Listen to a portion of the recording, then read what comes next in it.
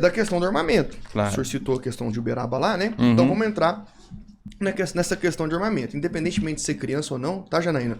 Sim. A questão do ser humano, o senhor acha, ou melhor, os senhores são a favor da posse de arma de fogo? E agora eu vou trazer um contexto aqui, tá bom? Os senhores acham que uma mulher, certo? Ou uma pessoa indefesa, ela tem a chance de se defender tendo uma arma e sabendo usá-la sozinha na sua casa, de um possível agressor, de um possível criminoso, né? Ou que não. Ela tem que contar com o Estado, com a segurança pública, com a sorte de ter uma viatura passando ali no bairro. Os senhores, a esquerda, a direita, é a favor, eu tô falando de posse, tá? Eu não fui pra porte ainda. De posse de arma de fogo por uma pessoa que tem o devido cuidado, passou por um teste psicológico, né, por um teste de tiro, que sabe manusear uma arma de fogo, assim como uma pessoa que tira uma habilitação e sabe dirigir um carro, assim como uma pessoa que faz um curso de chefe, sabe trabalhar com faca ali, não sei o quê. Eu gostaria que começasse com a Janaína agora, né, a posição da direita sobre a questão de posse de arma de fogo, depois eu gostaria que o doutor falasse sobre isso também. Fica à vontade, Janaína. Eu vejo isso muito tranquilo. A gente tem dados aí que mostrou, no pouco tempo de governo do Bolsonaro, quando se abriu tantas possibilidades a capacitar as pessoas, né, a ter uma arma, como que os números mudaram em questão à violência, inclusive para a mulher feminina, né? Feminicídio, que eles falam tanto, que direito da mulher. Então, a gente hoje, com esses 4 anos de Bolsonaro, que ele defendeu tanto isso daí, a gente consegue analisar e ter argumentos para isso, né? São fatos, são números, dados. Como ele falou de ciência, estou falando também aqui de números, né? Eu nem trouxe aqui o percentual para te falar e te mostrar, mas isso a gente coloca ali na internet, te mostra, a gente fala daqui a pouco e tal. Então, sou super a favor. Eu acredito que quando a mulher, ela tem... ou que a pessoa, o ser humano, ela se mostra ali que tem uma arma, que ela tem direito de se defender, ninguém vai mexer com ela, não. Isso é fato. Vou confrontá-la, né? Uhum. A senhora falou que o índice de criminalidade diminuiu e a questão do feminicídio também diminuiu. Sim. Durante o governo Bolsonaro. A senhora trouxe esses dados, né? Sim. Não seria por conta também da gente estar vivendo durante o governo Bolsonaro uma pandemia, onde as pessoas também ficaram mais em casa, né? E, consequentemente, isso também diminuiu, influenciou também na questão do crime? Ou não? Seria só o fato de liberação de armamento? Não, eu não acredito nisso daí. Vejo na liberação do armamento, porque hoje você vê problema de violência com mulher realmente está dentro do lar. A maioria certo. que acontece tudo da mulher é dentro do lar, né? E, aliás, aumentou os números de agressão na pandemia. Não de feminicídio, não de morte, mas nós tivemos dados que aumentou, sim. Você hoje ficava dentro de um lar da casa ali, mulher, o marido e tal, e a gente teve esse aumento, sim, no número de agressão. Não foi diminuído, de agressão. Mas eu não vejo isso, não. Eu sou super a favor do armamento, super a favor da defesa, super a favor da liberdade, da pessoa escolher e ter uma arma ou não, se defender ou não. Mesmo porque o Estado não consegue defender a gente de tudo que acontece. Eu, por exemplo, eu já fui comerciante, eu já fui assaltada 5 vezes com uma arma de fogo na minha cabeça, tá? E é muito fácil quando uma pessoa tem uma arma na mão e falar assim, passa o que é seu, aqui que eu quero, ou você morre. Você viver isso. Se eu tivesse ali uma segurança, se eu tivesse outra pessoa, se eu tivesse alguém para contrapor ele não tinha feito isso comigo, né? E então eu vejo que isso seria muito positivo para a gente, principalmente para as mulheres. Show de bola. Doutor, a esquerda é a favor da posse de arma? Oliver, quero até convencê-lo. Não só, a Janaína eu acho impossível, mas o senhor eu quero convencê-lo. Primeiro, eu quero dividir minha opção pessoal certo. do que eu acho que é o Estado que tem que fazer. Regular. Eu, na minha atuação como advogado de sem terra, eu já fui para lugares muito perigosos. Dezenas de advogados de sem terra já foram assassinados. Inclusive mataram a irmã Dorothy, da minha mesa pastoral, com tiro, a queima-roupa. Então, o que eu faço é muito perigoso. Eu nunca, nem faca, zero. Eu não quero nada. Eu prefiro, se for o caso, eu prefiro perder a vida, mas não usaria arma. Mas é uma questão pessoal. Agora, eu penso que a lei que regula hoje porte de arma e posse de arma, ela melhorou muito. E eu sou a favor dessa lei. O que tinha, porque o Bolsonaro 10 dedos, que gostava de pegar joia e tal, esse trem, e que aí tem uma relação muito orgânica com as milícias do Rio de Janeiro, e que inclusive estimulou que as milícias da Bahia fossem para o Rio de Janeiro, em vídeos que ele declarou, ele quis liberar a arma, inclusive para chegar nas milícias, né? A minha debatedora não trouxe, mas eu trouxe. Que eu sempre trago os dados. Eu sou ligado à ciência, diferente de quem é bolsonarista que está nem aí com ciência. Aumentou no Distrito Federal 754% depois que liberou os CACs comprar armas do jeito que quiseram. Vou explicar para quem está assistindo, porque eu sei que tem muito bolsonarista assistindo, muita gente que é contra, você ouviu falar. Tem paciência, não desliga não espera, Janaína, escuta o que eu vou falar. Como é que era antes? Você perguntou assim, um caso muito, muito próprio, que todo mundo é a favor. Só que minha esposa está em casa, eu prefiro que ela seja desarmada, chegar 3 caras para poder tomar, que ela saiba atirar e você se defender, obviamente, né? Ainda mais se tiver criança e tudo. Agora, então, como é que era na época do Bolsonaro? Na época do Bolsonaro 10 dedos? Até 4 armas por pessoa, para fazer a sua defesa pessoal. Hoje até 2 armas. Era até 200 munições, hoje até 50 munições. Para defesa pessoal precisa mais de 50 munições, mais de 2 armas? Para quem precisa de 4 armas? 2, né? Para quem quer. Doutor, só abrir um parênteses aí.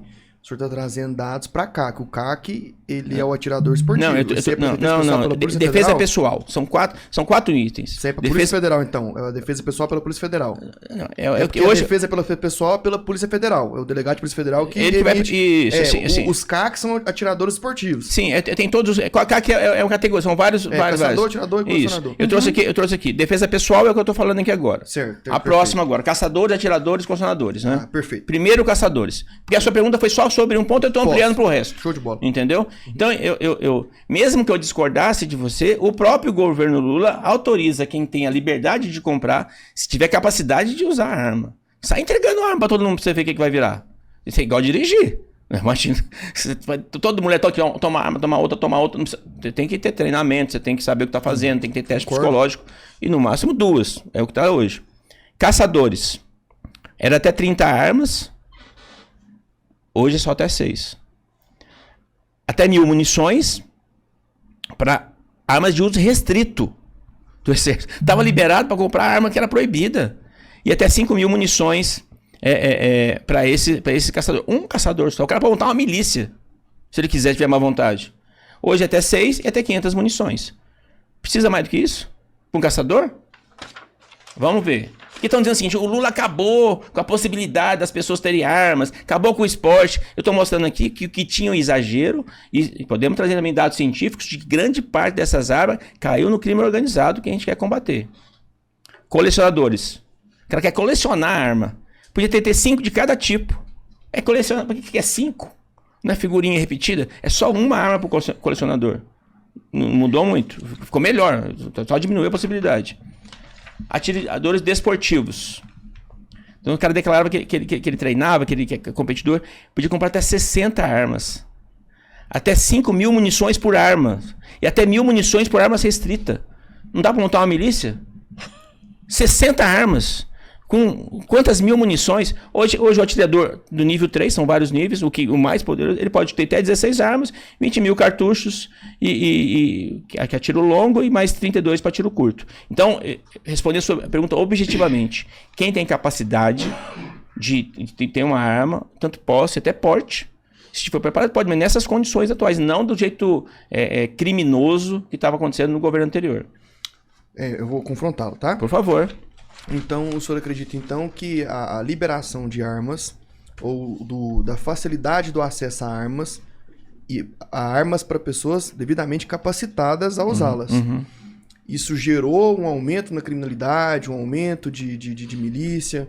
Existe algum dado científico? Houve um trânsito em julgado sobre isso? Alguém foi condenado, considerado culpado, transitou em julgado de que realmente, através de ser um caçador, um atirador, um colecionador, ou de ter várias armas de fogo legalmente, que foi para milícia ou aumentou o crime organizado?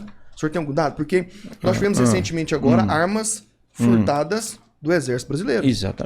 Exatamente. Fuzis de alto calibre furtados do Exército Brasileiro. Exatamente. Então a gente vê que não é só dessas pessoas especificamente falando. Por isso que eu estou perguntando se o senhor tem alguma prova científica, algum transitado em julgado que comprova que de fato esse armamento gerou um aumento de milícia? Então, os dados do Ministério da Justiça têm apontado que grande parte dessas armas chegou no crime organizado. Existe alguma prova para isso? Existe relatórios. Não é só. Não acredito que BO também inquérito policial também é prova. Não precisa transitar em julgado, não estou fazendo um apontamento. E essa pesquisa que eu trouxe aqui é do Distrito Federal. Agora, mas é uma coisa também. Eu trouxe desse ente federativo específico. Mas é uma questão de bom senso. Se você permite que amplie o número de carros, você acha que não tem ninguém que tem nome limpo, que quer tirar, que tem arma, que é ligado ao tráfico? Entendeu? O que eu acho é que tem que restringir, pode continuar acontecendo. Agora, o ideal é que você não permita, porque 60 armas. Então, o que tem agora é um controle maior. Entendi. Eu vou confrontá-lo de novo. Por favor.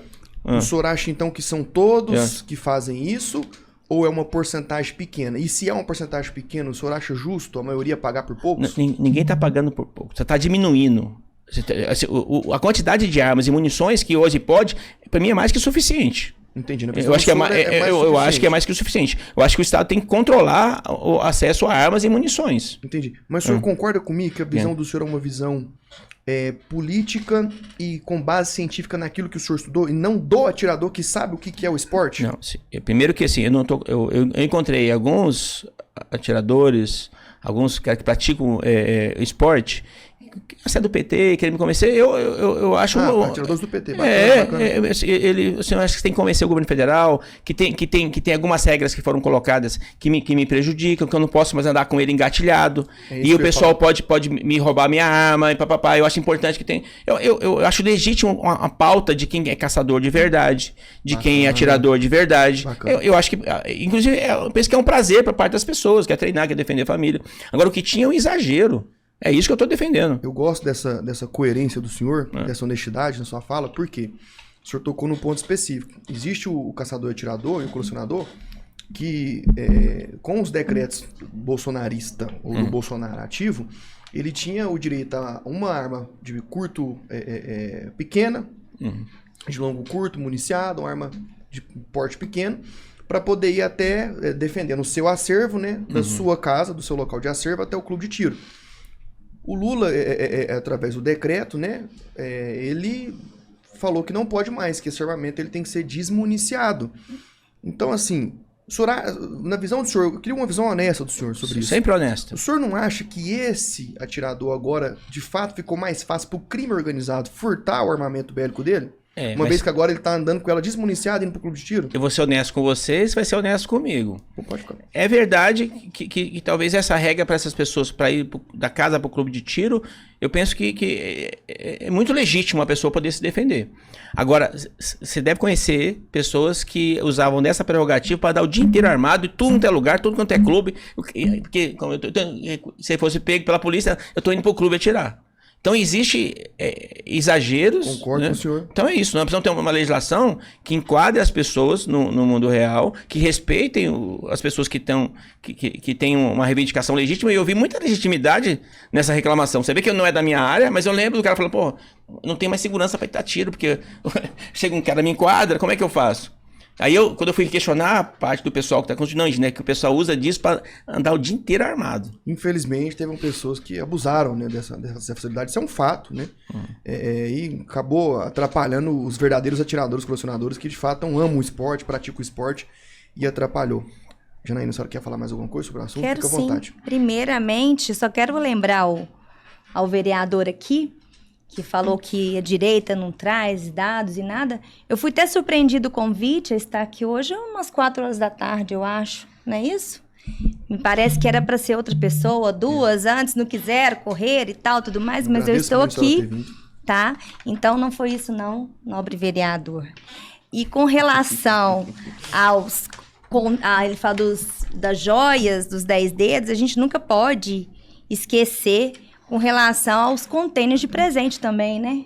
Nós temos aí, então, nós podemos falar muito, falando daqui, outro tem. Com relação ao que o senhor falou sobre os colecionadores, ter 6 armas, né? Ter 60, tal, 6 seria o suficiente, mas colecionador é isso mesmo. Quantos modelos de arma tem? Eu entendo que quem coleciona, que gosta, deveria ter quantos quisesse, quantos pudesse. E assim a lei permitisse. Com relação a... Hoje, você vê que quem tem uma arma, tem a posse e tudo mais, são pessoas que são documentadas, têm documentos, são pessoas que têm moradia fixa, todo mundo sabe onde que é, sabe-se quem são, tem registro, tem tudo certinho. Agora, você olha aí, você vai pegar os fuzis, igual você falou, né? Que foram roubados lá. Você entra hoje na favela lá, você vê... Teve imagens, inclusive, quando o ministro falou, foi na mesma semana, a gente teve imagens de uma festa numa favela do Rio, né? Com vários fuzis e tal, não sei o quê. E lá eles não entram para pegar, né? Então, eu vejo que quem fica prejudicado é realmente quem quer se defender. Porque o Estado não dá conta de nos defender de acordo com o que a gente precisa. Então, eu acho isso realmente, o que o senhor está falando, não é verdade com relação a isso daí. Uma pessoa hoje que ele é um atirador, esse tanto de munição não é o suficiente para se pegar, fazer atirador, não é assim que funciona. Mas eu vou sempre defender a questão da liberdade e da autodefesa. A questão do clube de tiro, para a gente poder finalizar esse tema, através do decreto também foi limitada a questão do horário, né, distância de escola, né? A questão da distância eu até vejo como um ponto positivo, um ponto mais seguro, né, para as nossas crianças, mas a questão do horário, fica uma dúvida aqui e quero questioná-los. Bom, se é um local devidamente preparado para a prática do esporte ou para a prática do treino, seja por parte de algum agente da segurança pública ou algum civil que tem o seu porte ou a sua posse de arma de fogo, ou algum atirador, colecionador e caçador. Qual que é o sentido de limitar o horário e não deixar funcionar 24 horas? Qual que é a visão do senhor sobre isso? Olha, nem todo lugar é preparado, né? Inclusive, eu tive uma polêmica com outro vereador da casa lá, porque eu tenho um clube de tiro, você conhece Uberlândia, né? Conheço. João Naves de Ávila, indo pra São Paulo ali, naquele trevo, tem um clube de tiro a céu aberto. Inclusive, um dos tiros pegou no agente de saúde lá no Glória. Então, assim, independente do horário, tem que fechar aquele clube de tiro. Então, assim... Porque não é um local apropriado. Não é um local apropriado. Eu assim, depois que eu me tornei vereador, eu tenho sido obrigado e tenho gostado disso, discutir assuntos que eu não tinha nenhum contato. Esse era um deles. Eu tenho aprendido, tenho me esforçado para poder entender. Você argumentando me parece muito razoável. Pode, se tiver um lugar distante... Apropriado, pode ser qualquer horário, não tem problema nenhum. Me parece... Então... Bacana, pessoal. Os senhores estão vendo aqui um vereador de esquerda, ok? Que está falando que pode sim ter um clube de tiro funcionando 24 horas, e eu concordo com ele, desde que seja devidamente preparado para a prática. Então, que o tiro fique ali dentro, não saia dali, ok? Vamos anotar isso, gente. É importante isso aí. Importante. Vamos reforçar, que eu gostei de ver isso daí. Qual que é a sua visão sobre isso? Não, quero só reforçar, quando ele falou que a gente tem casos aí de CACs, que pode estar comprando para passar as armas, né? Lembrar que 98% dos CACs fizeram recadastramento. Isso realmente mostra que o que o senhor falou não procede. Não tem condições disso acontecer. A pessoa do bem não iria fazer uma coisa dessa, tanto o nome dele ali. Ou seja, 2% não deixou, porque às vezes não conhece um pouco de legislação. Exatamente. Não sabe como é que é, tá com medo, tá com receio, exatamente. E tem a parte criminosa que é pouco perto do número. Perto do número, exatamente. Depende o que... Vê que assim... O que é pouco, né? Não, primeiro que você pega... 90% das pessoas, eu imagino que vai comprar uma arma, duas. Não é? Eu acho que... caro. Primeiro que é caro e não é... Quem participa de clube de tiro, de caça... Não tem condição de você comprar. Caro. É um esporte difícil. Agora, se esses 2% são justamente aqueles que compraram 60 armas aqui, 50 mil munições, então o fato de ter recadastrado, quem recadastrou realmente deve ser as pessoas mais interessadas. Mas teve 2%, só Deus sabe quantas armas e quantas munições eles tiveram e quantos dias chegou no crime organizado, né? Que é crime organizado, inclusive, que tem uma relação muito orgânica com o Bolsonaro, e podemos falar disso agora. Mas o crime organizado, o senhor quer falar, então, que vocês estão combatendo o crime organizado e que pegaram essas armas lá registradas? É isso que você está falando? Olha, dentro dos dados aí?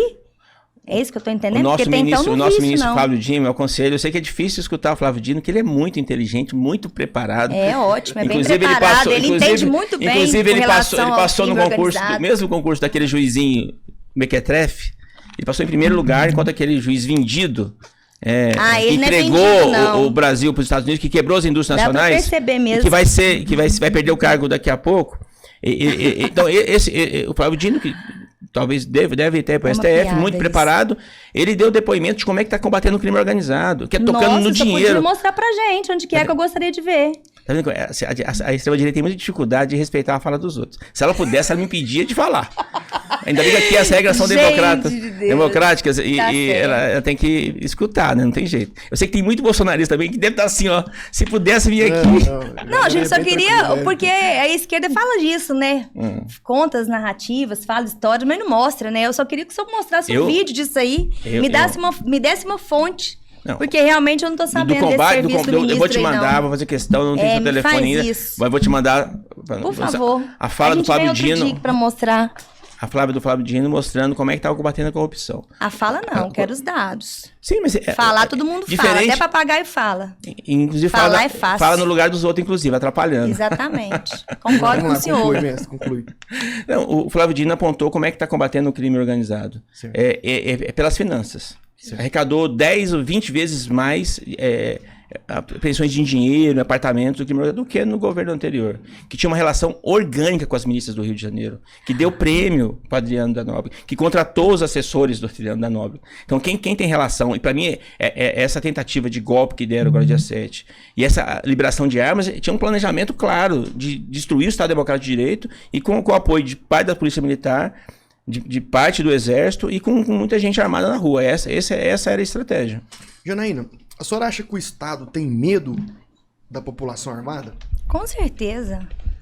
Primeira coisa, quando você vê que assume uma presidência, um comunista, primeira coisa que ele vai fazer, que ele vai colocar a caneta dele lá, é tirar a arma do povo. Esse é o primeiro passo. Assim foi na Argentina, assim está sendo no Brasil. A gente não tinha dúvida que o Lula chegando lá, a primeira coisa que ele ia fazer é desarmar a população. Ele não conseguiu ainda tudo que ele estava pleiteando, né? Graças a Deus nós tivemos 4 anos do Bolsonaro, porque se não fosse isso, nós estávamos realmente ferrados. Ele foi uma pessoa fora da curva aí que eles não imaginavam, né? E hoje em dia as pessoas sabem que pode viver muito melhor do que a gente hoje vive. Só com falas, com narrativas, com palavras bonitas, né? Que as palavras bonitas são ótimas. Mas o nosso povo realmente estava muito mais seguro nessa parte com o governo Bolsonaro do que a gente está vendo quando a gente tem uma administração de um comunista à frente da presidência do Brasil. Isso é triste. Doutor, o Estado tem medo da população armada? Eliver, eu quero que você melhore a sua pergunta. Que população armada? Qual população armada? Quantas pessoas armadas? Dessa lei que nós fizemos, nós que fizemos. De que você está falando? População de bem, que hoje, graças a Deus, ainda é a maioria, senão o país estaria um caos. Né? A gente não poderia nem sair na rua. Então, a população de bem, a maioria da população brasileira, o Estado tem medo dessa população armada ou não? Existem vários estados. O estado que... Não, eu não me refiro a ente federativo, me refiro ao Estado. República Federativa do Brasil. Eu penso que o anterior queria avacalhar a venda de arma e o atual vê com bons olhos. Tanto é que tem lei para isso. Tem lei para isso. Agora, então, se a pessoa tiver condição psicológica, tem equilíbrio para ter arma, ela vai ter. E o Estado está fazendo para isso. Agora, o monopólio da justiça tem que ser do Estado. Isso é óbvio. O monopólio da justiça é Estado. Agora, quem quer arma para todo mundo é Estado Islâmico. Quem mistura religião, fé com arma é outro time, não é o meu. Para mim, quem tem que ter monopólio da justiça tem que ser o Estado. A segurança pública é de responsabilidade das forças de segurança e não é de grupos privados, paramilitares. Então, se a pergunta for o Estado tem medo de todo mundo armado, acho que não é só ele, todo mundo tem, né? Ainda mais para quem é cristão. Ninguém quer todo mundo armado. Agora, a regulação está aqui. Quem tiver condições vai comprar sua arma.